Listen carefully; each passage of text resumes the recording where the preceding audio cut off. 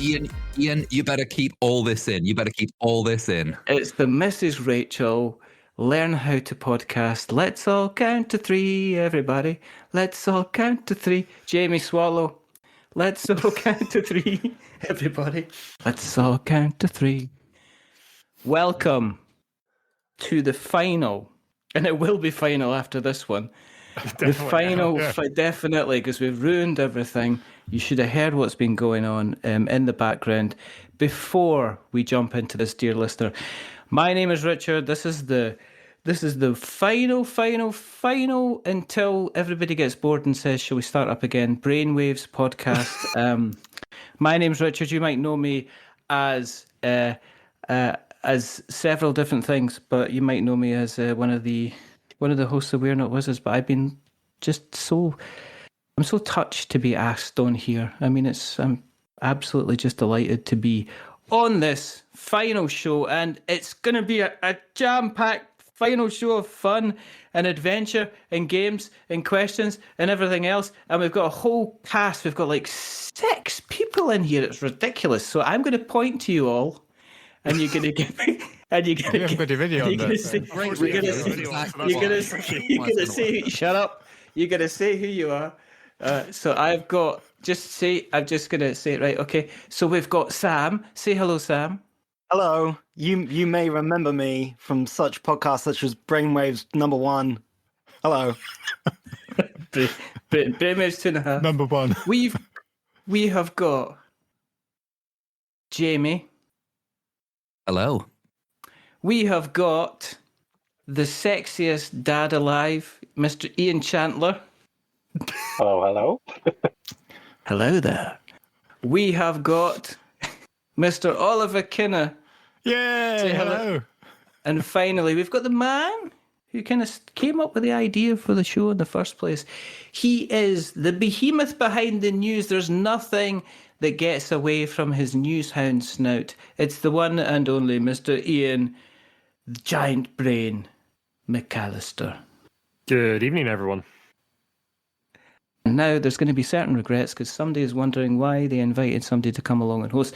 But we thought this was kind of like going to be the last show. It was going to be a little bit of wrapping up. So we were going to, as you do in these things, and as they do halfway through a sitcom in the 3rd season when they've run out of ideas, they do flashbacks to previous adventures. And so that's Jamie, I'll be aware of that. And so, because he's an actor and a fighter and apparently a lover. And you've got to edit this. It's brilliant. It's fantastic. I'm going all out. So it's been... First, I guess my first question for the guys is... And the first question, I guess, for Iain is...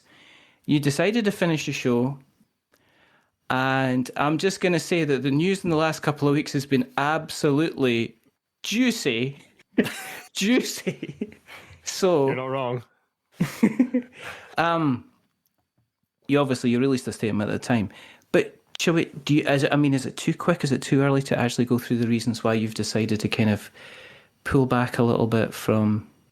No. I think that's a good place to start. Yeah, I think for the last sort of like year or so, I'd like felt like we were treading water a little bit. There were more news sites coming around. So you have Board Game War that Mike runs. You've got Rascal has come around. That's got Chase Carter and had Lynn Cadiga for a while, and a few other excellent like genuine actual journalists with background in actual journalism, as opposed to us who are like complete amateurs and we do our best, but like real proper people who like can look into things and like actually write about the stories that really matter and get contacts within the industry and all that kind of thing, which we just don't necessarily have the time to do, apart from occasional things here and there, which I'm sure we'll talk about. But yeah, it was just sort of like a bit of dissatisfaction with like we were basically sort of rehashing stories a little bit. We weren't really doing our own work as much, becoming more of a digest show. Which was fine, and like people still were listening and still enjoying that, but I wasn't enjoying that work as much. And I think with the sort of rise of like some more creator-owned sort of journalistic sites, it felt like the right time to bring things to an end. But you're right, the last couple of weeks have been kind of bonkers. Sam Healy, like, Dice Tower is just like, wow. So they're going, what? What's got Diamond? Simon? Diamond, just ongoing. And Simon cannot be long for this Diamond world, be covered, as we've said before. Yeah. But that was the main one. Like, basically, I didn't want it to turn into a chore, and it was starting to feel a bit like work. Yeah. So which you don't want. And that, at the start, Jamie, Sam, and I all basically, we had a philosophy that was like, basically we'd check in sort of once a year or so and like, is this still fun? Do we still want to keep doing this? Because there's no obligation on anyone. No one's getting paid. No. It's just a thing we do. So yeah, it was time. Because the original idea for the show, because I was there at the beginning. Back in the dark days. Back in the dark, before the dark times, before the Empire. But originally it was going to be like a sketch show. It was almost like a kind of like a day-to-day kind of thing that would come up. And then there's a show that shall never be released. We did as an experiment. It's going to be this one. But at the beginning it was a sketch show, and then you discover, like everybody else, that writing comedy is bloody hard, and making it consistently without being cringy is also incredibly difficult, and sometimes it's just quicker to and easier to kind of riff off. Was that did you try the format a little bit and then go, oh, actually this could crash and burn, or this really needs a hell of a lot more work than we're kind of able to kind of give it? Is that how it kind of ran, or how did it work out that way? I don't know. You want to touch that one, Jamie? Thanks. Yeah, sure. Thanks. No, I think it was just us having a bit of fun trying to, and like you said, going, this is actually quite difficult. And what we think is funny is obviously not what an audience might think is funny. Yeah. And realizing, we needed more chops to be able to do it. So I think it slowly faded away, and when we actually the comedy stuff stopped when I left. Yeah. That's fairly true, because Sam did all our like early audio stuff and manipulation, that kind of thing, because I didn't know anything about it. What Iain is trying to say is Sam was the funny one, and we just soldiered on without him. Pretty much. So as the podcast kind of crashed and burned after Sam left, you decided to take on a serious tone. I mean, at the time, what I noticed, let's stop for a second. Sam, why did you leave? I mean, and did you manage to kind of sit down with Iain and Jamie and sort out the differences? I mean, is there any animosity there? Have you had cuddles since? Well, I mean, is everything now fine? I mean, I know we've paid you £4.38 to be along tonight, which I didn't think was that high. Handsomely. I'll take what I can get. If I remember correctly, I don't know if it's been addressed that, like, how strange it is I'm even here, because I remember that I went through a wormhole in what might now be like old Brainwaves HQ. I don't know if that building stuck around. What happened to RPG Corner? But I like went. They had to like let me go. It was kind of one of those epic adventure film moments where I think the only way was like to close the portal with me on the wrong side. Yet here I am. So this is your Bobby in Dallas in the shower moment. Yes. Now we're actually Dalkeith instead. It turns out that the last 163 episodes have all been a dream. Yeah, it's all been in Sam's head. And now we've got to do the whole thing again. So join us next week for episode number 13. We're back in 2019. It's been a boring year so far. I wonder what's going to happen in January. But nothing of consequence. Moving on from that, you had, as I said, the lovely Iain Chantler kind of joined you kind of on and off for a while. And I think part of that started 2019 Tabletop Scotland, and I believe, Iain, you gave me a lift back from Perth. Yes. And while it all went horribly wrong for you. Yeah, while no pun included, we're kind of sleeping in the back seat. Yeah, they were. I gave them a lift as well. So Yeah, we had basically the entire podcast capability of the UK. In our single accident could have wiped out. That could have gone wrong. You could have wiped out like literally the most like the kind of most genuine kind of board game media in one fell swoop as they became a wet streak on the road. I mean, that wouldn't have been. I'm exceptionally glad that didn't happen. yeah. I'm exceptionally glad it didn't happen too. You know. And while we were having the lift back, I think I went to you, Iain. It was like, listen, Sam is about to leave, or he has left. We're looking for someone like regularly to host. Would you like to join us? And I will speak to Iain as well. And I think it kind of went from there. Yeah, I've had such a lovely time with you over Tabletop Scotland that, I absolutely wanted to sign up and just spend more time with the two of you. And that was great. So going back to Sam then quickly, when you heard the kind of the first episode where kind of Iain C appeared, I mean, how much of it betrayed? Because I mean, obviously they'd written you out the show, so you weren't ever going to come back because you'd gone through the wormhole. I heard nothing for how many years it's been. You know, and then at that point. And then basically what's happened is, like, I'm guessing you're listening to the show just to see, is it going to be 45 minutes of two guys crying while they kind of deliver the news over sobs? And instead they've got this dulcet-toned man, like, delivering the news at the same time. I mean, how did that make you feel? No, in all seriousness, it's that thing where I think, like, leaving it, and me and Iain and Jamie would have had a chat at the time around just like Iain said, it's that thing of like, if this ever stops being fun or isn't what you want to be doing with your time anymore, then there's no like pressure around anything. And it got to that point. But then like, that's only for one of the three of you, and that passion is still there in the group, and you just want to see that continue. So wherever that extra drive can come from is only ever going to be a good thing, right? So to know that actually that can continue in the same way, right, is only a good thing. So yeah, right. I'm not going to be like, oh yeah, no, I just turned off Shaft. Didn't want anything didn't want to know about it. Yeah, you scumbags! You've left me. I shall get my revenge. You think you can replace me? Yeah. I think it also needs to be said that before Brainwaves was a thing, that Sam and I started doing a sort of proto Brainwaves. The Meeple People, I can't even say it. The Meeple People podcast. The Meeple People podcast, which still exists. Goodness, yeah, we did.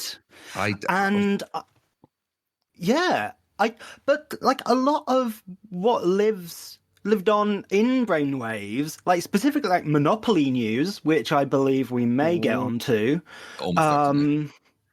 No, started with me and Jamie, just kind of like chatting about in my flat. Yeah, it was an hour it was like about an hour usually uncut, and it was us. Stop me if you've heard this before. Almost literally reading news headlines to each other and riffing on it, and then like live action reactions, wasn't it? Yeah. And then we'd go on and do like a topic. Maybe it was like intellectual property games, or something like that. And occasionally we'd do these are the games we played. But it was us just starting going, right, what news stories are there? And we did a few. I'm jumping into the depths now. Off we go. It's all coming out now. I mean, you know, off we go to YouTube. It's an original idea, but it turns out actually... Listen, it's really original. Yeah, exactly. No, it's really original. But it was just refined into the Brainwaves format. I didn't realise Brainwaves was AI slop. The original AI slop. When it comes down to it. I am actually entirely AI generated. I'm just going to plug. I'm just going to do a cheeky little plug, guys. If people want to go to YouTube, type in the Meeple People podcast. There's 5 delicious episodes there. They are an hour and a half each. And as Jamie I don't think said, there's anything wrong with that. I believe they are just unedited. We've got like episode 2 is called Christmas Party. That intrigues me. Like the other ones are called Things You'd Imagine, franchises, cooperative games, miniatures games. Episode 2, starting strong, Christmas Party. Yeah, took us a while before we had a Brainwaves party, but that was a high. I mean, we'll get into highlights, I'm sure, but that was a highlight for me. Anyway.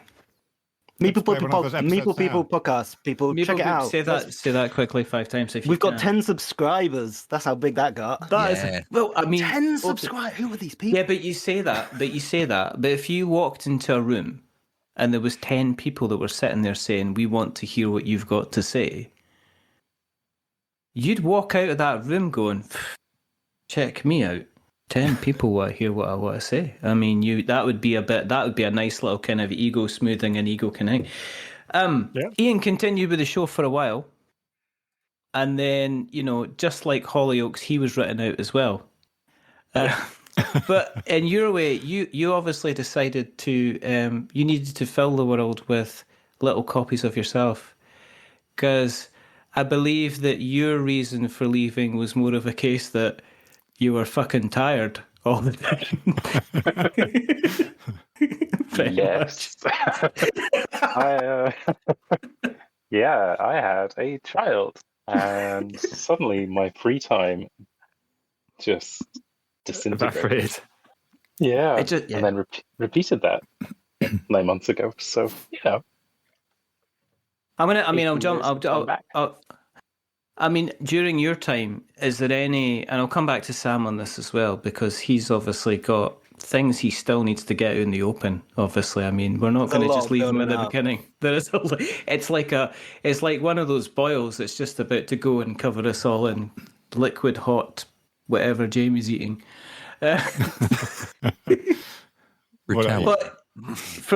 from your side, Iain, do you remember, is there any stories that stuck out for you that you were covering that you were like, this is a bit juicy, this is a bit controversial, a bit shocking, or just generally funny? Was there stuff that you still remember from that time kind of going, oh yeah, that was kind of a nice thing to cover? I remember the original Simon in Trouble reports. It was the super boring stuff coming out of ICV2, where they're saying things like, the Hong Kong Stock Exchange may be doing an audit into their accounts, and everyone's like, that's super boring, but wait a minute, it's not right at the same time. Yeah. Was that not the case at the time where the kind of like, was an Eric Lang kind of staying in Hong Kong, or he was connected to it sometime, some way, shape or form? I know he was living Simon at the time. And I think he was actually living main there. Designer. He was living there. I think he was actually living in Hong Kong for a little while.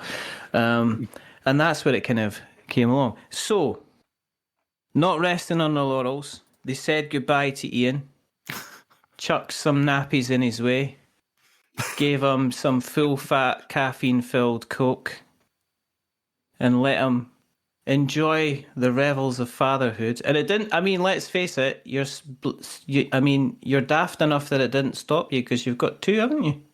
Yep. So I mean, serves you right. There's exactly.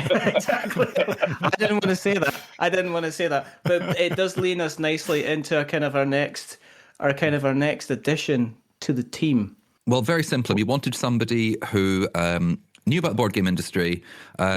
Was able to connect on the internet, and already had a child that was almost grown up, and also could pronounce German board game titles and companies. Yes, was much easier that way. There we go. We could brought him in so he could pronounce like one word, and the rest of it we're not kind of sure. And just to add to that, who was cheap as well, as in exactly. Didn't want any money. Yeah, did it for the glory. So I think Oliver and I had made friends with each other during lockdown. All right. I believe Oliver had reached out to me because I said I was a fan of one of Iain Chantler's favourite games, Twilight Struggle. Yeah. And you were playing it online, Oliver, and asked me to basically sit and advise you and your friend playing it. Yep. You referee a game of Twilight Struggle? I refereed. That's like your dream thing. For a long time, for a wee while it was.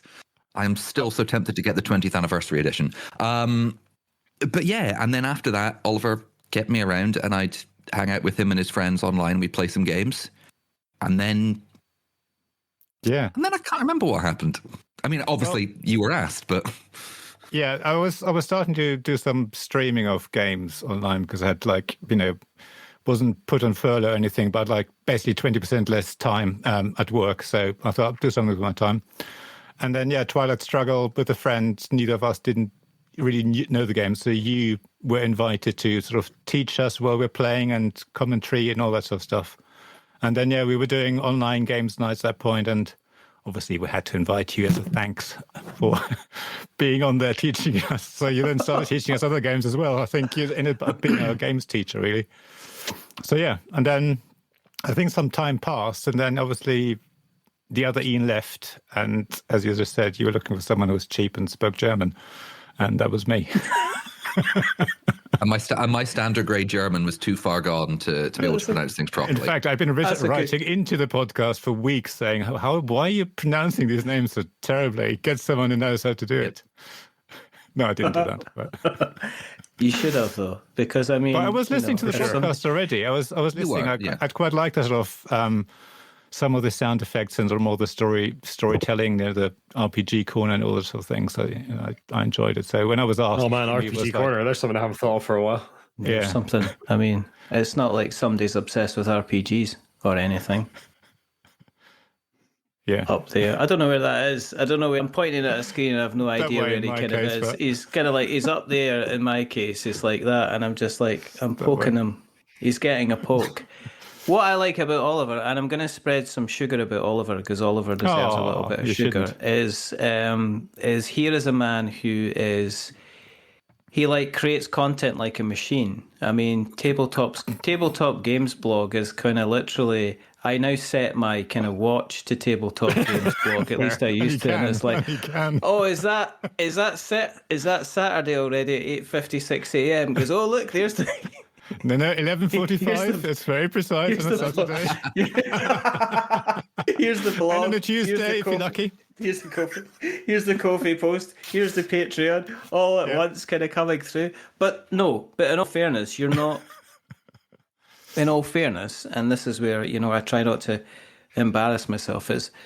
It's not the fact that you're just creating content as well. You've always been very, very good at promoting other people's content. Is that you seem to almost religiously kind of share other people's stuff, whether it be a kind of a repost or even just a like or a comment or a share, and it is noticed and it is highly appreciated, Oliver. And it's when we see the effort that you make, considering the number of people that are also involved in the industry that seem to be kind of shouting very, very much and not very hugging at all other kind of creators out there. I just wanted to say, it's always been noticed and it's always been kind of much I kind of appreciated. Now, when you came on board, you're coming in as a kind of a new person to the podcast, to the well-established podcast. Obviously, Jamie's very kind of headstrong, knows where the direction he wants to take. He's literally kind of strong-armed Iain down several kind of ways. He's brought in the whole kind of let's mention Monopoly every week. And then when Iain said no, even though he's quite tall, Jamie picked him up and put him on a high shelf and left him there until he agreed. But when you came into the Giant Brain or Brainwaves yourself, did you have an idea to say, well, this is what we could do? Should we look at doing this? Shall we look at doing that as well? Did you, because as I say, no, did you not? No. Was that a rubbish question? We're just happy to be here. Basically. Well, the thing is, I thought I was going to turn up and just read out lines because I know how to do that. That's what I do for my podcast / audio versions of my blog articles. I can read stuff. And I have a voice for podcasts, so don't look at the video version of this episode.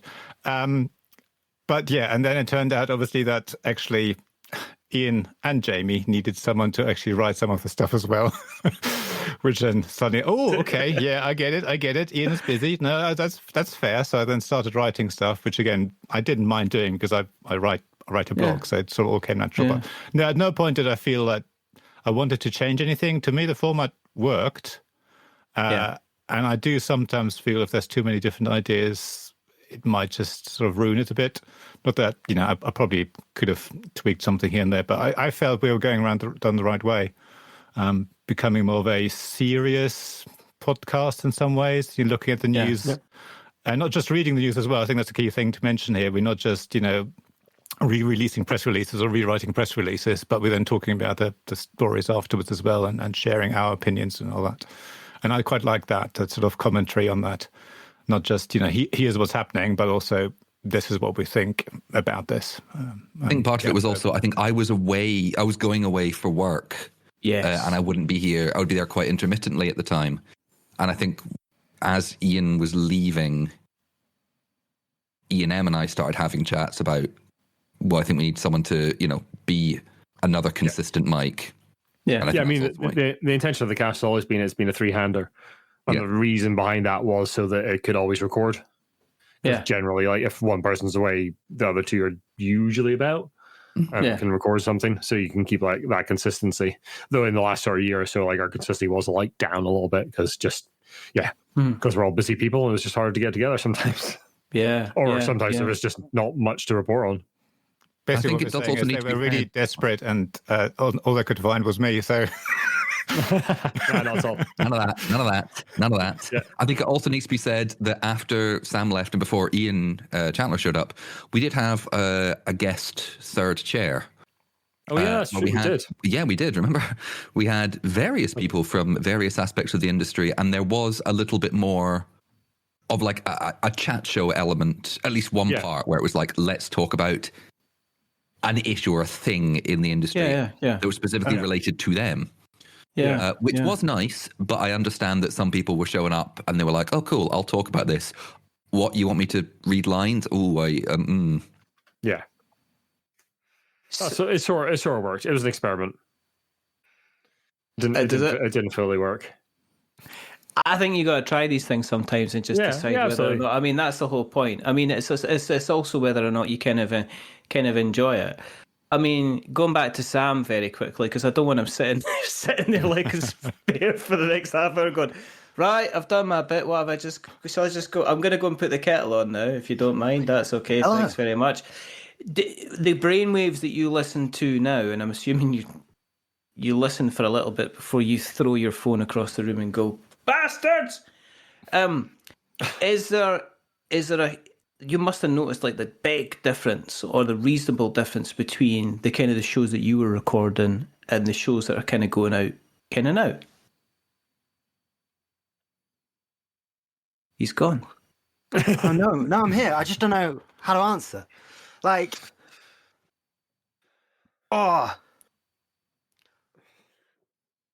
someone throw me a thing. Throw me a thing.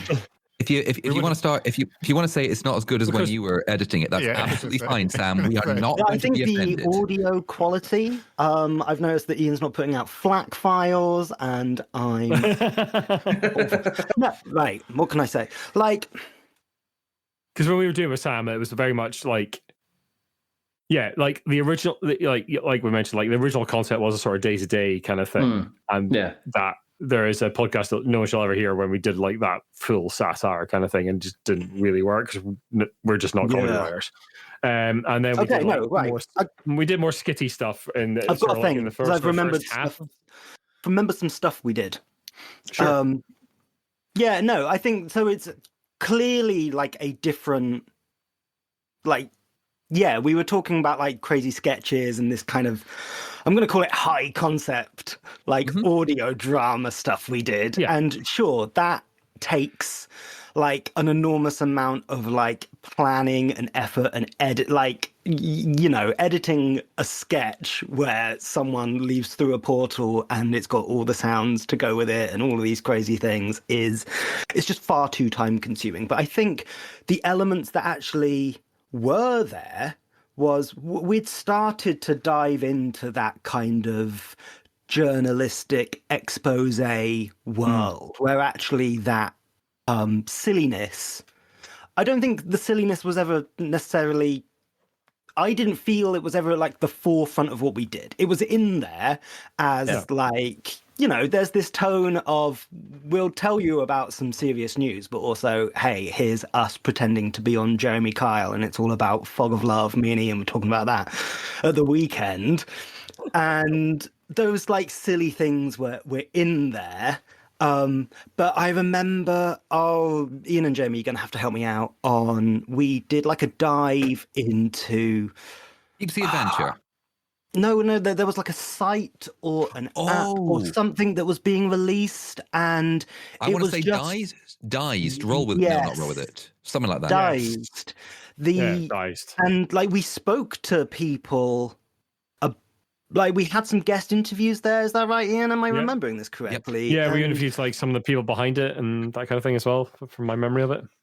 Yeah, and it was that the first bit where we started looking at something thinking like, well, what's the plan here? How does this actually work? And we started picking it apart. And I think it was maybe the first like feature special in a way where we were like, here is an episode about one thing.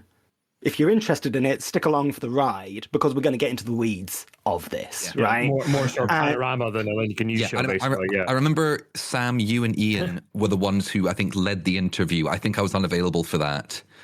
Yeah.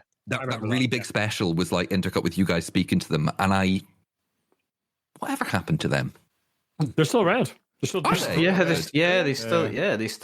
exist. I think they just kind of disappeared slightly into the background, and they're more something that appears in like a crowdfunding kind of thing. Yeah. So is that the episode that you kind of remember the most then, Sam? Because it sounds like you've got a reasonable kind of vivid memory of it. Or is there any other episodes that you sit back and remember that. I think I remember that sticking out because of that idea, like you were saying about like the podcast now to what it was then, and I've just looked up and like that, my stint on it looks to be 25, 26 episodes long, right? Which in terms of, what's this, is it 157, did you say? 173. 173, right? Like it was 2019 when I left. And I think there's... Before times. The before times, right? Back in the portal, RPG Corner, that all got quarantined up. And if you're listening to this, and have no idea what we're talking about, the Brainwaves HQ used to be like a liminal space, and there was Euclidean liminal space. Yeah. There was a desk, there was a garden. Now, as I say, can we just cut in the episode or something? I mean, listen. I probably could. Or tell you what, go back and listen to it. Go back and listen to it. Let's get some downloads on that thing, right? If you're listening just now, go back and at least download it. Yeah. You want to hear the news from a couple of years ago? Go ahead. Or just download it. We still get downloads of older episodes. Yeah. It's always blown my mind that happens. I think people searching and stuff will find it. But we drifted to being a more topical news show like quite early on in the number of episodes we've done, and we still get people like downloading like episode like 5. Good on you. Things like that. That just happens. Yeah, you do get that. So with yourself, sticking with yourself, Oliver. Sorry, back to Oliver. Yeah, but eventually back to the most important person. God, thank you. The youngest member. Seventh most. No, definitely. You're in the top 10 of people that's been on the show at least. But for you, is there any episodes that have stood out that you've went, you really enjoyed it, or it's like we really covered this really, really well, and I'm pretty proud of how it kind of turned out? I think generally it's those episodes where someone says something awful in the industry, and that happens quite regularly. Most recently, as I say, it's the episodes that maybe we do have to release after all. But people from AEG that be hold accountable every year. Was it Simon Lavender? Blusky? Yeah. So, but it's just those sort of episodes Yeah, I'll let Iain talk about that, but it's those I really enjoyed, basically highlighting the sort of awful side of the industry, the awful side of the hobby, because we all focus on the good sides, which is, I think, probably why we're in the hobby. We want to, have some fun and get away from the horribleness. But I'm glad that the podcast never sort of shied away from talking about those awful stories, and the commentary afterwards usually was, what an awful thing to say or do or whatever. And they're difficult to present, but I think they're important, and that's what I want to see more in the industry. And Board Game Wire, I think we mentioned so many times because we've been quoting them quite a lot on the podcast as well. They're doing a good job highlighting the good and the bad. There's so much news out there that's just press releases about the latest game releases. And Iain, I think you said from the beginning that's a conscious effort. We're not talking about game releases unless there's something significant about it. Yeah. And that was a conscious choice right from the start of Brainwaves. We didn't want to be just talking about games. Tabletop games news. Tabletop games news, i.e. press releases. We didn't want to be just press releases. Sponsored press releases. Look at all the money we're making. You too. We could have done that. But did you ever? I mean, that's the thing is, did you ever think about kind of like just selling out and just going, hey, we could have a banner on the site. We could be making some money. We could, Jamie could drop his trousers. It's great radio, folks. That's great radio. That's what calendar. How do you know he didn't do that? I mean, it's like that's no moon. I mean, I'm assuming Jamie's like, naked from the waist down every time we record, basically. Just like every single time he touches to get himself a cup. It's like, oh, he's applauding again. Oh, is that a big cup or a small cup? What about yourself, Mr. Chantler? Is there any episodes that stick out to you? Maybe ones that you've been part of, or ones that you've listened to. You've went, yeah, it was good fun, or it was like maybe laugh, or it's like maybe think, or it maybe cry, or maybe wish I was never part of this shambles. Are you getting cold there, son? And for the benefit of the tape, Mr. McAllister has just put on what appears to be a robe. Anyway, dressing down. What? He's got a hood up as well. Somebody's not allowed the heating on. Anyway, Mr. Chantler, that question to you: is there any episodes that kind of stand out that you were involved in that you maybe went, yeah, that'll do, pig? Impossible to say, actually. It's all now one in my head. There was the before the children when I did things. I mean, obviously it's not that bad, but I don't know. I remember a lot of lovely times. Let's see, did we chat about Van Ryder's NFTs, the popcorn thing? Yeah, possibly. Yeah, I've got a vague memory of that when NFTs were like going to be the next big new tech thing. Brian Dancy, having some fun with NFTs. And people in the a few board game companies who are like, "Ooh, NFTs," and then that just like died an absolute kind of death.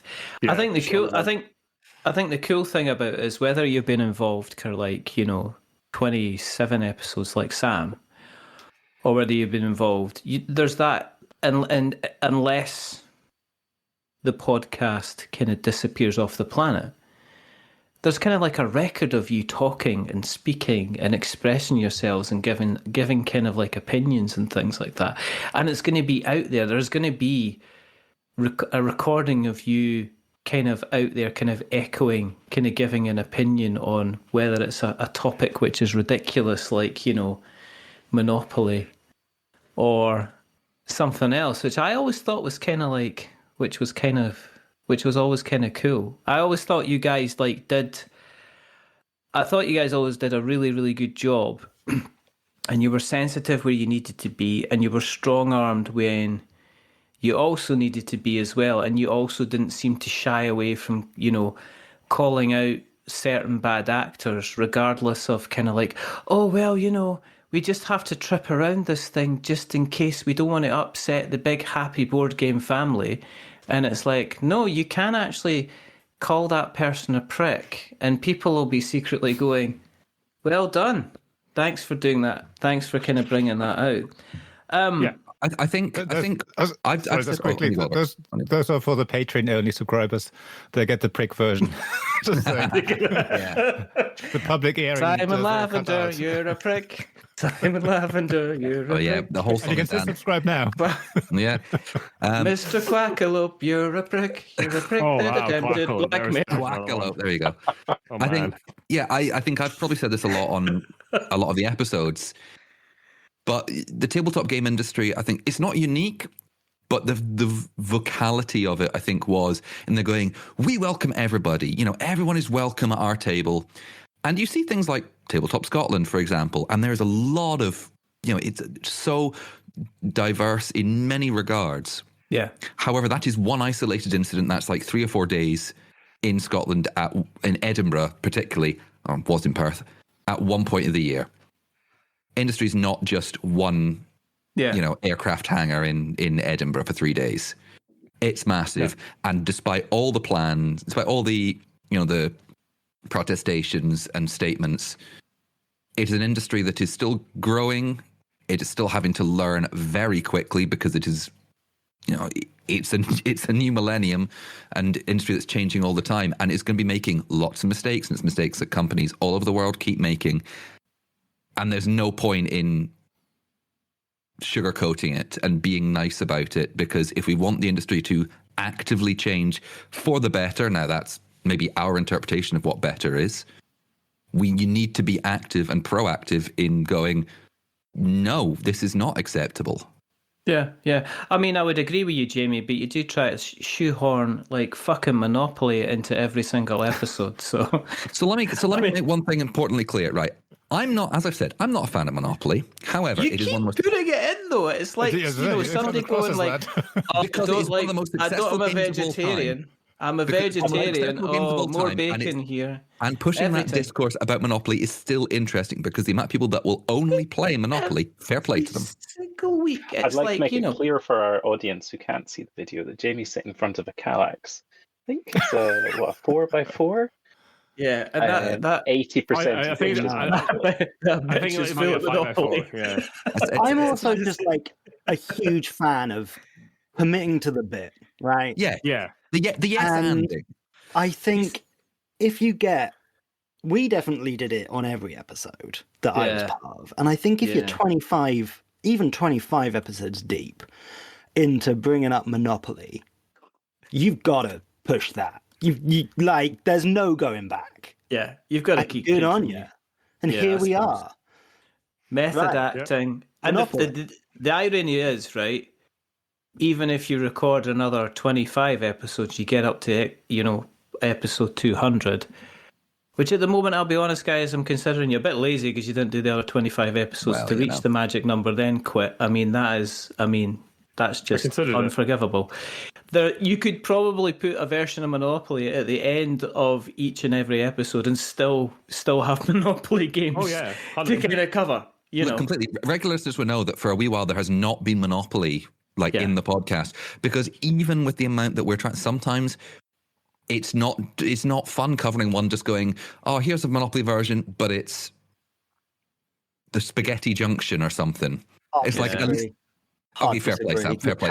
Cowards. We were talking about integrity and calling people out when they're wrong. Cowards. Fine. If I ever do it again, I'll put in something about.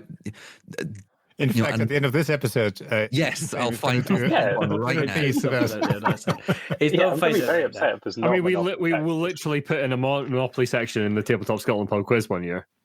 Yeah, great. I just can't even. I can't. And that makes sense, though. That's like. Yeah, which may be the best section we ever did, because it was like it's this Monopoly version, real or not. Don't Ian, hold on. Here we go. You might have to edit this out if this is going into the tabletop gaming convention. Yeah, it's Monopoly real or not list. It was great. It was fantastic. It was so good.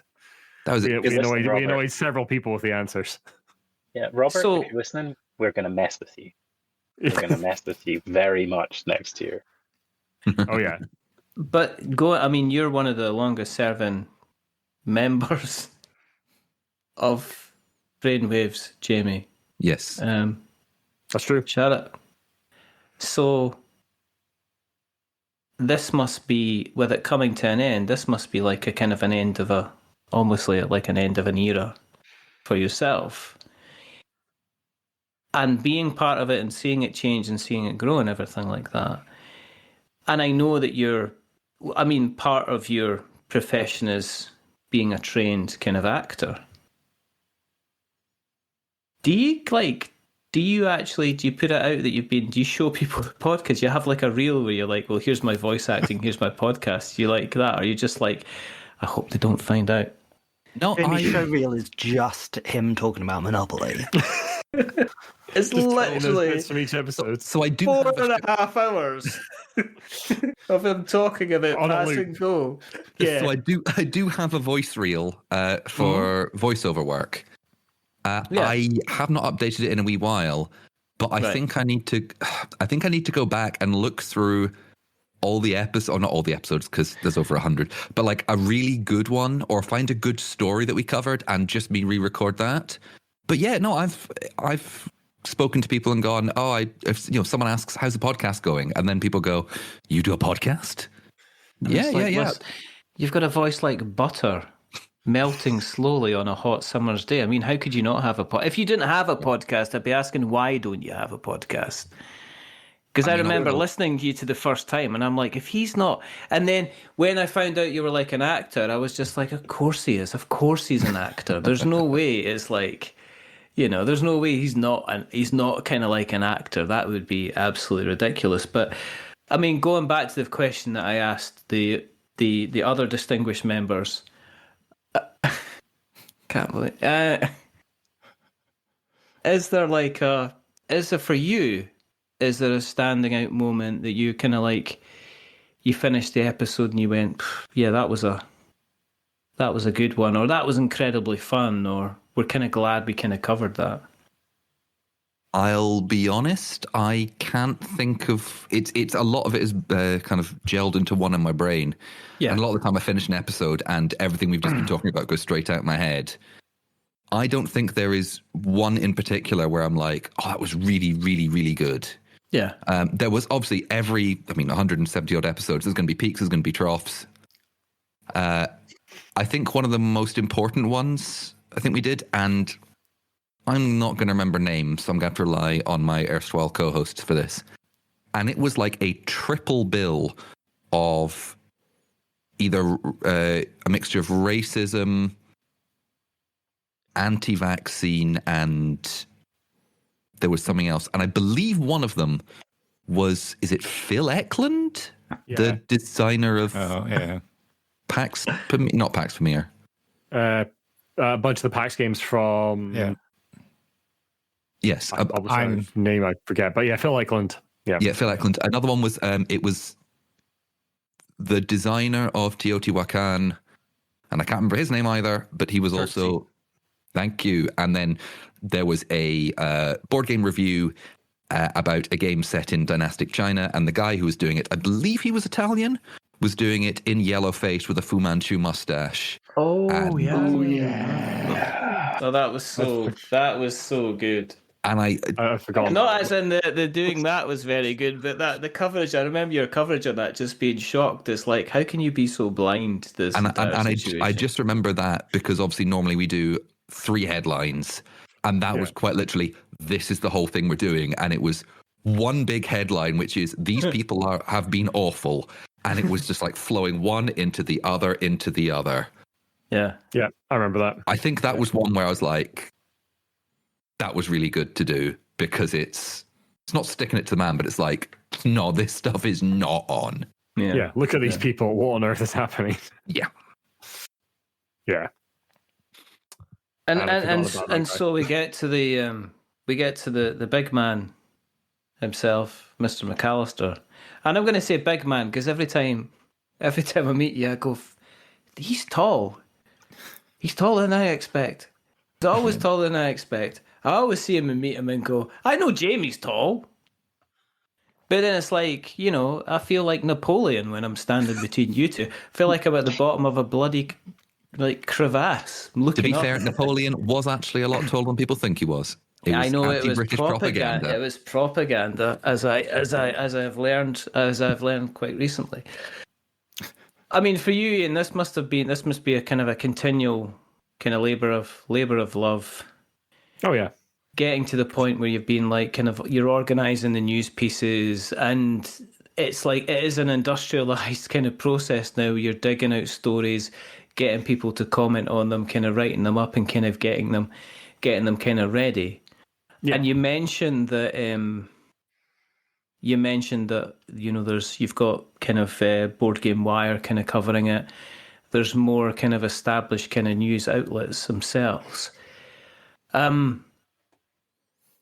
This is a question. This is a two-parter. I mean, obviously, the first thing is, out of the stories that you've covered, again, like I've asked everybody else, is there a particular one that you kind of like stands out to you?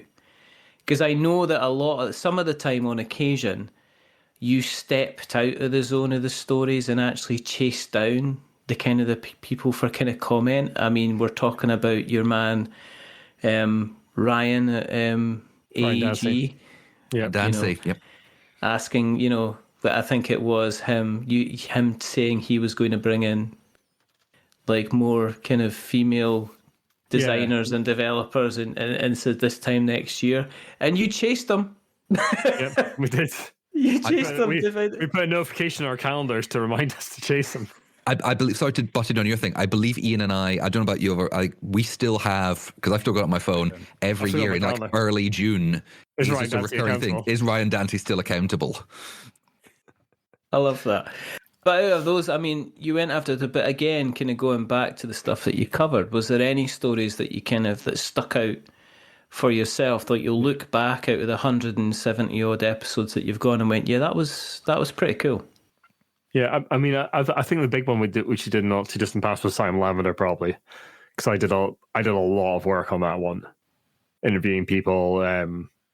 If folk aren't aware, basically, Simon Lavender was a influencer / reviewer for his own channel called Mass Games, and he basically sort of lied to people, effectively, saying he would review their games, and then didn't, and then said, "Oh, I'll review your game soon, but if you pay me some money," and that kind of thing. But it was basically a huge scam. And we interviewed a designer who, what was their game called? Their game had a very strange title. It was Investigate the Game. I can't remember off the top of my head. I'll link to it in the show notes. But he brought like this sort of duplicity to light on Board Game Geek, and then we dove into it. And I had conversations with Simon directly, as well as other people sort of involved in the peripheral. And yeah, that man was just a liar, straight up and down, a huge liar. I don't think he's operating anymore, thankfully.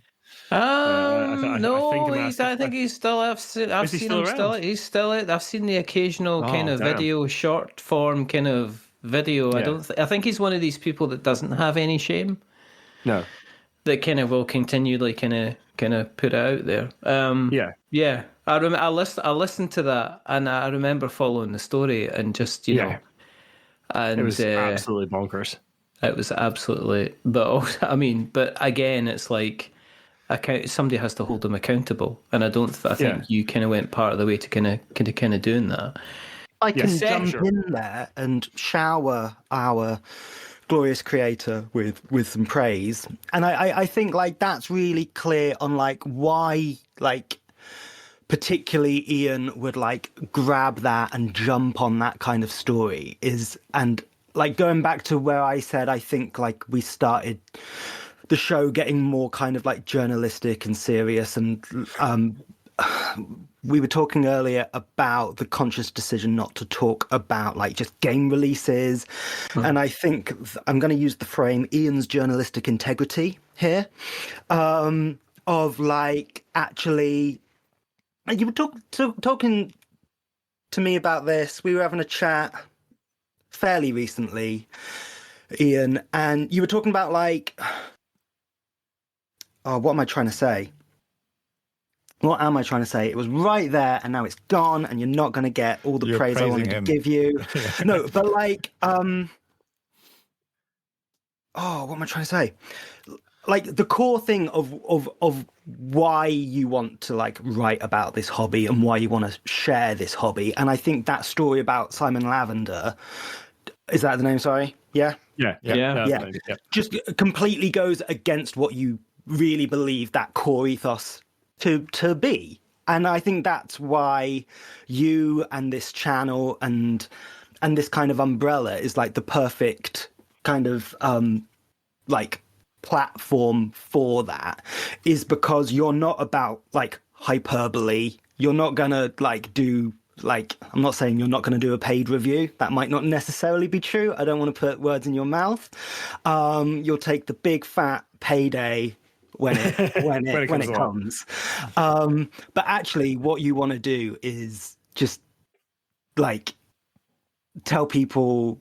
I say like, oh, tell people the truth, but actually I think there's something that's about integrity that has actually gone through the entire cast, that it's not just about these like frivolous stories. It's about, well, what is happening and why is that happening and what does that fundamentally mean for this as a hobby, whether that's about like pushing people away from the hobby or drawing people in, and why that's positive or negative for it. And actually, I think that's what like the core strength is like, there's always a reason for talking about a thing. Thank you. So I have. Sorry, just to quickly add to that, while we're putting praise on Iain, not only the integrity, but actually there's this sheer amount of work that he's put in over the 170 odd episodes. I mean, as I said, when I first joined, I thought I'm just going to turn up and read some of the stories, which I did, because I think Iain probably had enough capacity to write up a lot of the stories, but soon became clear he was getting busier, and then I started writing up. And even just if you do a few stories, and even if it takes you only like 10 minutes to write potentially, you know, it does add up. If there's like 5 stories in an episode, that's 50 minutes of writing. You have to obviously find them, do a bit of research around that. And then, you know, the recording time, okay, we all share that obviously because we're all in the cast, but the editing afterwards, even if it's minimal, you know, if it's a 45-minute episode, that probably takes an hour and a half. If you can speed up, maybe a bit quicker. But yeah, it is just that effort. So again, putting praise on Iain while we're at it. Anyone else?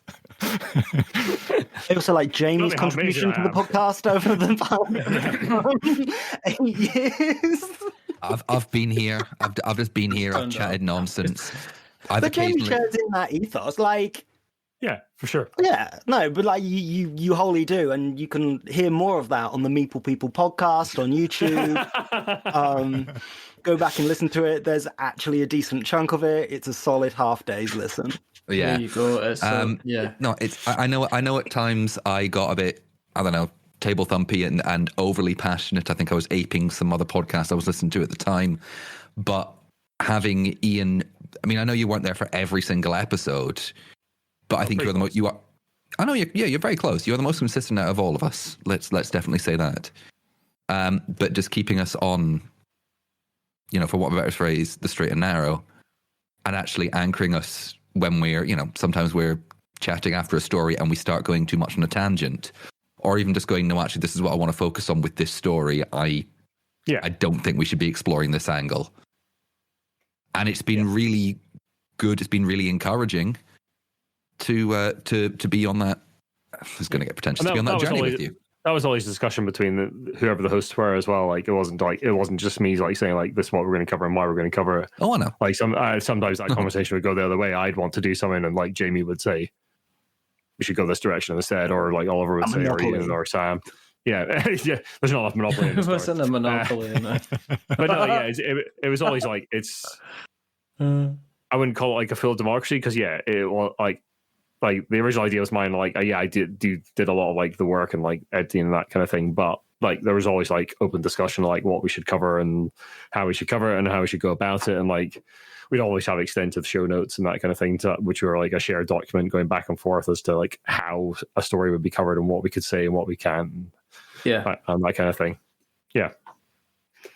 So there was two parts to that question. There's two. Well, the second part to the question kind of, I mean, you're now appearing kind of regularly in things like Tabletop kind of gaming magazine. So you're now, I mean, you're technically like almost like a paid journalist. Yeah. which must be a strange thing. But going forward, and this is kind of like, I guess the bigger picture it is with the way that things are heading in terms of general economy and things like tariffs affecting kind of game supply and things like that, and businesses in general there's been a huge number of layoffs in the industry. We're potentially looking at CMON kind of being gone. Mythic Games crashed and burned. We've got the whole thing with Diamond and things like that. With people kind of wanting to make sure that their games get sold, wanting to make sure that there's positive praise out there for all the time, wanting to make sure that any kind of bad word about the product that they're putting out there, or the people connected with the product that they're putting out there, could essentially harm their sales. Are we at a tricky point with games coverage and kind of games journalism in general? I know obviously we're talking Board Game Wire and things like that, but are we less likely to see things like review writing being like a critical thing? Are we in the kind of the all multi-purpose kind of hype machine? Like, my opinion on that is that's a bad thing for games if we're not willing to have kind of criticism of, honest criticism with games. I just wanted to know, with you kind of moving away from the podcast, where your thoughts are, where kind of board game journalism needs to stay, or where it needs to go to kind of stay kind of serious and not just look like it's another passenger on the hype train. Yeah, I mean, it's a tricky one because, like, I'm in an incredibly privileged position, basically, in being able to do what I do, which is like, I'm writing for TTGM now. That stuff is the indie RPG column I write is kind of hype, basically. It's like, because I'm excited about that part of the tabletop industry, and it does allow me to like highlight smaller games, and also like sort of write some review stuff now and again. Like, I just wrote a review of one of Osprey's RPGs. It was not great, but spoiler. Like, so far I found, like, so Matt Chapman took over as editor not too long ago, and he has given me the freedom to just like write the reviews as I see it. So that certainly the review side of that is like, there's a detachment between me and the publisher, which is great. Obviously, if you're an independent, then you need some sort of relationship, or you need money to buy games. And both of those things are in quite a privileged position. I am sort of drifting towards, I'm just going to buy games that I want to look at, and then I'll move them on somehow, like charity or something like that. Most of the time I take any review copies, that kind of thing I got over the year, and I put them into like the prize pool at Tabletop Scotland Pub Quiz, or put them into the bring and buy for their charity or something like that, because I figured that was about the only ethical way I could get rid of them. But yeah, like Sam says, like, that ethical consideration has always been at the forefront of my mind in pretty much everything I do in terms of like writing and the stuff I put out. And it was always a concern for Brainwaves, is to be like as sort of ethically correct as we could be in terms of like how we were covering things and how we're looking at. But it's very difficult if you're a new person coming in to the industry and you don't have a lot of spare time or cash. It is very tempting to just become a voice for the hype, because there's money in that. There's money in becoming a marketing and advertising, and I can completely understand that temptation. But like you say, that's bad for the industry as a whole if that's all we have. And I think the future of that is going to be creator-owned outlets, things like Board Game Wire, things like Rascal, Aftermath in the computer games world, which is run by Luke Plunkett, who's a very good games journalist that we had on. That was one of the better episodes we did, actually, just after Jason... Surname I've forgotten. The whole sort of... Bell? Sorry? No, not Golden Bell. It was just after Jason, who did the Puerto Rico 1876 remake for Ravensburger, had a video conversation with Luke Plunkett and a baseball journalist, I think, about sort of like ethics in games journalism, basically. And during that video, Jason tried to get both of them to say it's okay to have effectively financial relationships with publishers and still talk about it. And they are both like, no, you have to declare every single time that you have got these relationships with these publishers because that is the ethical thing to do. I think we reported it on the cast. We didn't have like Luke on. Almost certainly. We reported it on the cast because it was an extraordinary video. I'll try and dig it out and put a link to it in the cast because it's an extraordinary thing. He's constantly trying to get them to say it's fine to have these weird parasocial relationships with publishers, and they're just like, no. From an ethical journalistic point of view, absolutely not in any way or form. You're not allowed to do that. And I think, I mean, the paid review, you and I, Richard, know, and Oliver will know that like the paid review conversation comes around every 6 months, once a year, twice a year. I've almost I set it. You're almost using the same clock that I used to set when Oliver releases his reviews. Yeah, every time I release an article, basically it comes around. You know what I mean? I should get paid for my work. It's like, well, go work. I mean, go and work. I should get paid for my work. Yeah, okay, get paid for your work, but not by the people whose work you are reviewing. Exactly. Yeah, but that is difficult because, like, let's face it, like getting a job at doing that is really hard. Print journalism is a bit screwed up at the moment. Yeah, I read that on the internet. To put it mildly. I mean, when I say print journalism, I do also mean like, you know, digital output as well. But like, yeah, writing well about games is hard. There is a large section of reviewers and, well, reviewers in air quotes and like marketers and that kind of thing that think it should be easy, that you just put stuff out. But like writing well about games is hard, and it should be. Like putting them in a cultural context, talking about them, like having a good think about like why does this game not work for you? Why does it work for you? That kind of thing.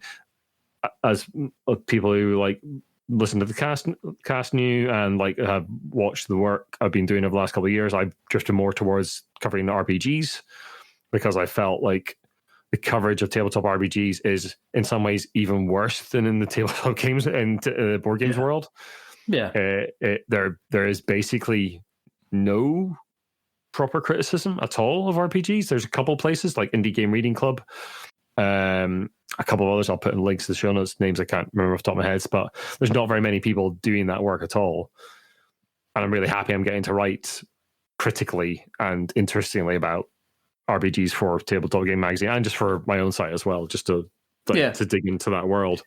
Yeah, but yeah, it is really difficult. And like I think what we'll see, to your question about like sort of tariffs and like sort of geopolitical stuff affecting how the tabletop industry is going to alter, I think certainly on the RPG side, it won't affect things too much because a lot of book stuff isn't covered. Yeah. And you can always get PDFs. Yeah. So they're kind of protected a bit from it. Yeah. I think we'll see publishers putting out games that are in smaller boxes because they can ship more of them easily worldwide. So like, obviously there's been a big trick taker boom over the last little while, and I think that is part of the reason is like trick takers are just in smaller boxes, so you can print them more easily. They're just decks of cards. They're easy. They're cheaper, easier to print. They're easier to ship around the world. You can do print and play for a card game in multiple different countries at once. You won't always get the consistent quality across things, but like, for instance, like Earthborn Rangers, when it came out, it did local printing in different countries. Oh, did it? Yeah. So I think you'll see they tried to do it as ethically as possible in terms of like the materials they use and that kind of thing. Again, with a name like Earthborn Rangers, wouldn't be surprised. I knew you had that, Sam, didn't you?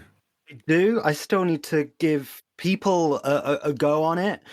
Can confirm everything Iain is saying is true. Cool. Yeah. I think we'll start to see more of that, like companies trying to print locally and ship locally. I mean, like within Europe, not. I think we'll see operations in places like Canada. I think that there will be going on in the States right now. Yeah, I think there will be an attempt to start up manufacturing in America, but I think it's going to be like I think it's going to be small easily card kind of manufacturing kind of stuff. I think probably stateside we are going to see a division between the games that are going to appear stateside and the games that are going to appear in Europe, just because shipping stuff into the United States is, let's face it, it's a it's dreadful. Yeah, the removal of de minimis, the tariffs that are coming in. I think I think we will start to see kind of smaller factories opening up in America, but they'll be printing cards, and we'll be seeing things.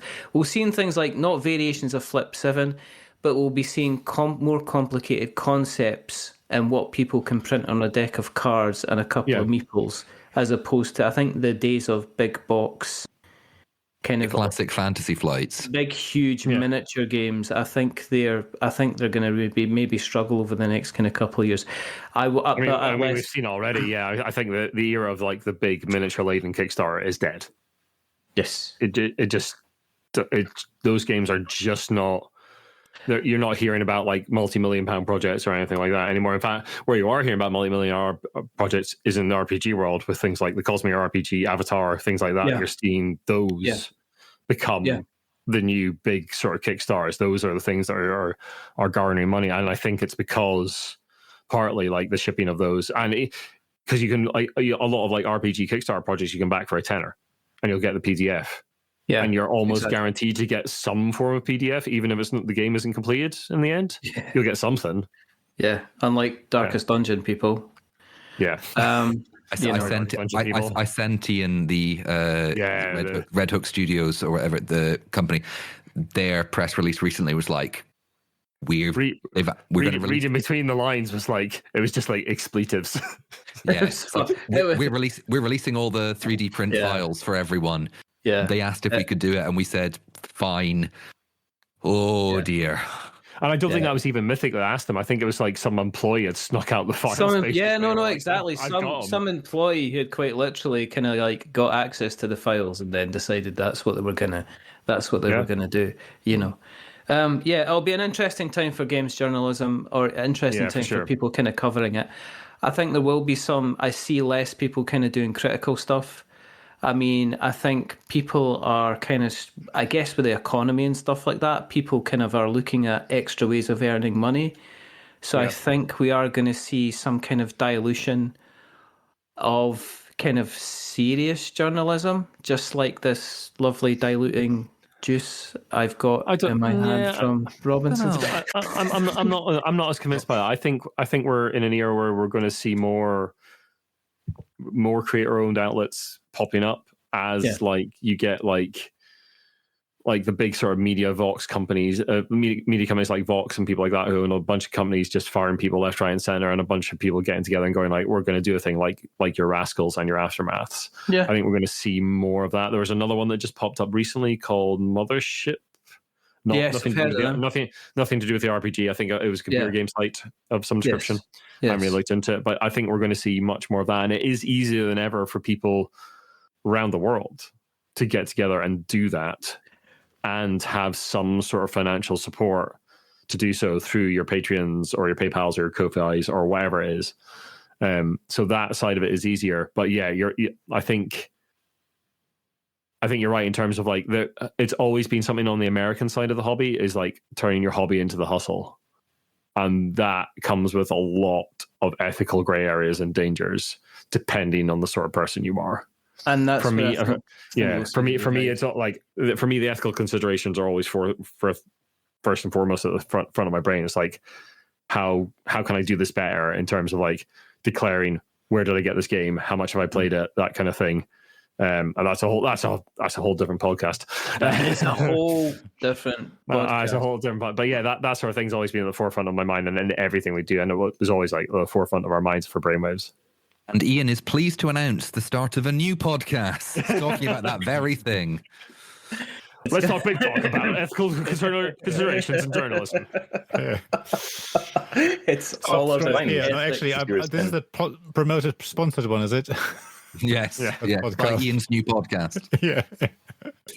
I'm going to say the eternal argument, which comes around, I think, as regularly as paid reviews, is one that's fired again recently, which is the paradox of gaming. Do people want it to be art, or do people want it to be apolitical? Yeah, and I think there's a lot of that there's a lot of it that's going around. I think that's been another issue that we've had at Brainwaves. Which I know I've been a few times for sure. There's no such thing as politics in games, though, Jamie. We're just a wee industry. Exactly. It's just fun. There's no just our struggles. They're just a figment of your imagination. There's no politics. We're all friends here. I just want to say, I think on behalf of everybody that has listened to Brainwaves over the various years, that you guys, the contributions that you've all made in the times that you've spent, the dedication, the time that it takes, because it all takes you sitting in a room by yourself talking to different people, and then kind of having the energy, having the commitment, having the organisation. And there's very few. We're in a series of short form videos and short form media where people record 30 seconds of stuff, and it's, I know myself the amount of work it can take to then go ahead and kind of edit things. So I appreciate everything that you've done for the hobby yourselves. What you've brought, the dedication, the news pieces, the serious bits, the fun bits, the happy bits, the contemplative bits. I think Brainwaves will be missed. There's a space now in kind of like the board game kind of media kind of arena. There's a couple of seats kind of missing, and I think people are going to be looking back up there and say, "Oh, that's a shame. I remember those guys. They were wonderful. They were great, and they were very, very worthwhile." Thank you. That's very kind of you. And on that note, it's time to say goodbye. So it's a goodbye from the wonderful man that's Sam. Say goodbye, Sam. Bye. I'm going back through the portal. Oh no! Don't do that. Oh, that's that's absolutely disgusting. That's the sort of sound quality he brought to Brainwaves. Yeah. It's a goodbye from the bad dad himself. Goodbye, Mr. Iain Chantler. Say goodbye, Ian. Goodbye. Please keep in that stuff about Tom Bassel. It's a goodbye from the one and only. You could set your watch to him, Mr. Oliver Kinne. Goodbye. Bye, Ollie. It's a goodbye to the man who, I would put him on a sandwich because he could melt in my mouth like butter. It's a goodbye from Jamie. Goodbye, folks. And I've just realised I'm wearing my We're Not Wizards t-shirt. Yes! He's been a traitor the whole time. Yes! That's so beautiful. I love it.